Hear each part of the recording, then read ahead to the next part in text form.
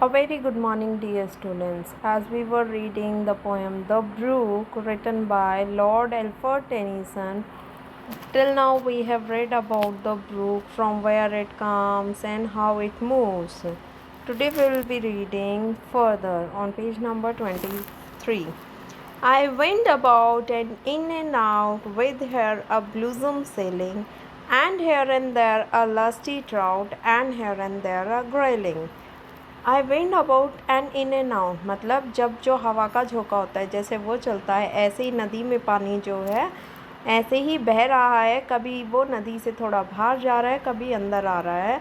With here a blossom sailing, blossom sailing, blossom यानी जो नए फूल खिलते हैं वो भी उसमें बह रहे हैं, सेल कर रहे हैं।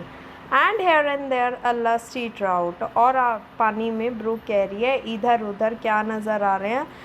ट्राउट होती हैं काइंड्स ऑफ फिशेस जो इधर उधर घूम रही हैं पानी में। And here and there a grayling, और इधर उधर उसे क्या नज़र आ रही हैं ब्रुक को, grayling. It's a kind of fresh water fish जो कि पानी में रहती हैं।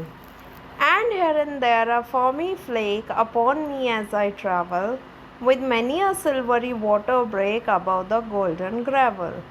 कह रहे हैं, अब ब्रूक कहती है here and there are foamy flake, जैसे ही पानी बहता आप देखते हैं कहीं कहीं पे फॉर्म सी हो जाते हैं, झाग से उठ जाते हैं। तो जैसे वो चल रही है, बह रही है, तो कुछ फॉर्मी फ्लेक्स उसमें नज़र आ रहे हैं, जैसे झाग उठ गए हैं। Upon me as I travel, जैसे ही वो आगे की तरफ बह रही है।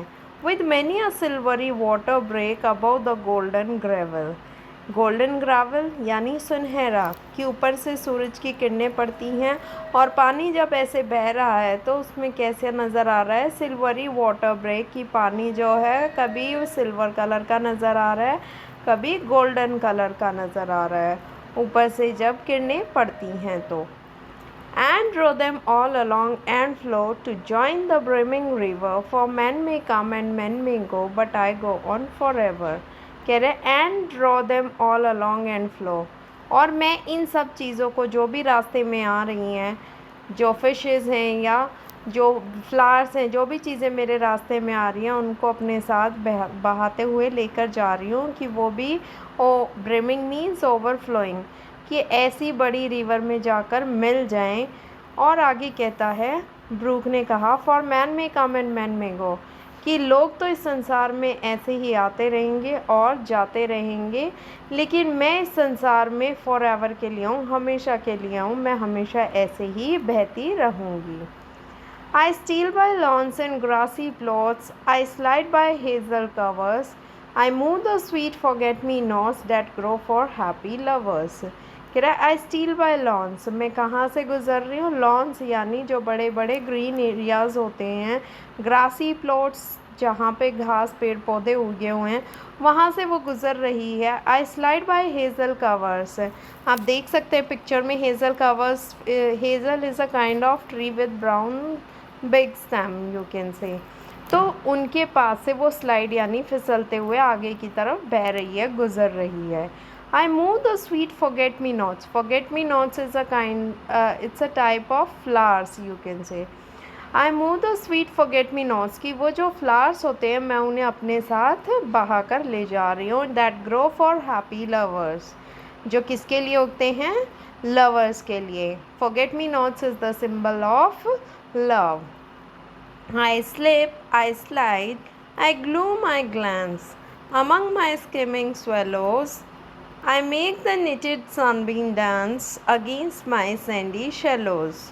कह रही है आई स्लिप आई स्लाइड, कि मैं फिसल रही हूँ, स्लाइड करके फिसल के जा रही हूँ, ग्लूम कर रही हूँ यानी झाँक रही हूँ और देख रही हूँ चीज़ों को।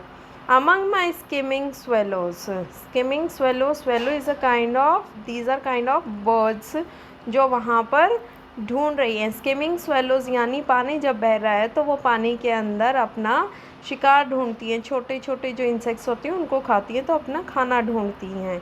आई make the netted sunbeam dance against my sandy shallows, तो वो कहता है, अब रू कह रही है कि ऊपर आप देख सकते हैं पेड़ जो हैं वो काफ़ी बड़े बड़े होते हैं, इनके जो पत्ते होते हैं तो वहाँ से कहीं से सूरज की किरणों को पहुँचने में वक्त लगता है।